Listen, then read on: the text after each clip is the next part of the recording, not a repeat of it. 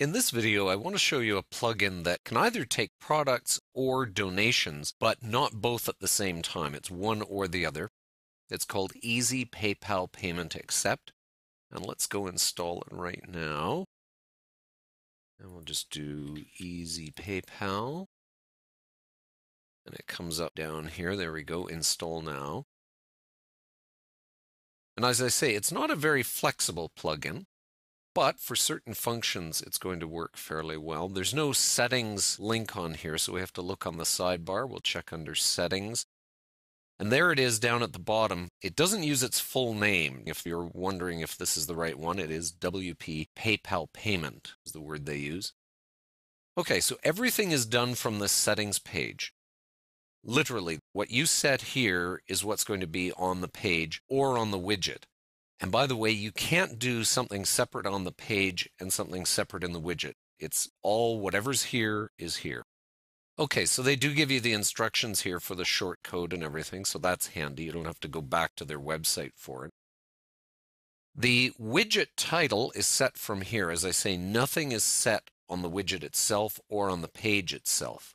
So this is what you'd want to determine if you're having a widget. Put the title right there. Your PayPal address, obviously, to begin with. Now, the currencies, you don't have much to choose from on this. It's very, very limited. And again, you'd have to go in and modify the plugin itself to use some other payment currency. Payment subject. Now, this is a bit of an odd one because typically you're going to have, like on our page here for our evaluation services, where are we here? Our evaluation services, right? I've got my own text here and I just want to put in a button. But here you do have a place where if you didn't have anything else, you could put this in. This is separate from the widget title, by the way. And that can be a bit confusing too, because you might want to just put all your information in the widget title right here, but there's also this payment subject. Now, if you leave this payment subject blank, that's okay, you can leave it blank, but there will still be a space in the HTML, and we'll talk some more about that as we go along. So what you do here is you can enter one payment option. It's a drop-down menu, is what the user will see. You could have just one item on the drop-down menu, but you could have several, up to 6 here. If you don't want anything in payment option, leave it blank. And when you're putting in the price, just make sure you put in this with no currency title in it. No symbol at all in it. Okay.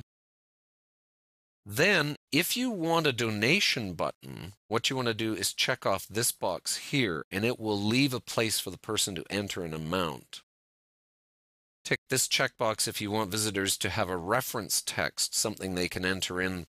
I'm not totally sure why you want this, but there might be some particular information you wanted. In this case, they're asking for an email address.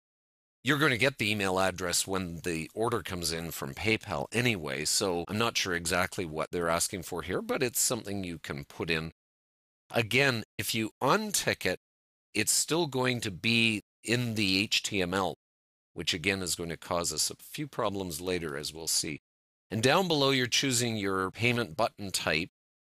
So it's either a donation or a pay now for a product or service. And then you can choose your return URL when they're done at PayPal. Okay. Let's do this. I'm going to leave off the amount right now because we're going to assume it's a services payment we're putting in here. Okay, so we'll update our options. And then we grab this short code right here. And we're going to copy that. We're going to go to our services page here.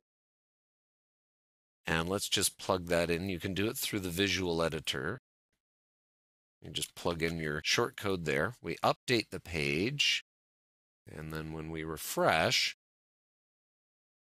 now there's that subject line, right, that I didn't really want, but I included it to show you what it looks like. And here's our drop down of those different services. So again, I'd have to change the way my page works because I'm sort of separating these out here. I'd have to put them both together and explain all my services and then have the drop down button at the end of it, which is fine. There's that email address, remember, that it was looking for, and the Pay Now button. So let's go back. And I'm going to get rid of a few of these things. So I don't need this payment subject in here. There's my services. I'm going to get rid of that email address. I don't really want to ask for that. And I update my options, and then we'll see the results here. Now, what you're going to find is, remember I said it leaves that space up at the top. Even though we took out that subject line, it's still got a space there. So that's a bit odd. And unfortunately, in the HTML, it has line breaks built in, and it has inline styling, unfortunately. Let's take a quick peek. If I go in here and I inspect the element, you'll see what happens here if I open up the form. There's all those line breaks, and the font sizing is determined by inline styling. There's not a lot of movement here for us to change things in our CSS. They make it very difficult for us, so that's a bit of a drawback to this. Now let's go back for a moment. I'm going to turn this into a donation button. And how do I do that? Well, I get rid of these. And I'm just going to clear all those out. I leave those blank, and then I tick this checkbox here. They can enter a custom amount, and I will change this over to a donate button. Let's update our options here. And when we refresh, we now have a donation. Now, I need to explain that it's a donation. The wording other amount, right? I can't change that, unfortunately. It just says other amount, which of course, it isn't really an other amount.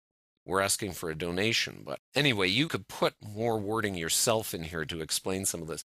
Now, here's the unfortunate part is, remember, I got rid of everything in my drop-down menu. Well, unfortunately, it still leaves us with a drop-down menu. So I'd have to maybe use CSS to get rid of that. Or again, you could go in and work with the plugin files themselves, but that's not a great idea because if it gets updated, that all gets erased. So there's definitely a few little problems with this plugin. But for certain things, it could work just fine. If you had multiple services in a drop-down menu, for example, it could work quite nicely for that. So fairly limited use for this one called Easy PayPal Payment Accept.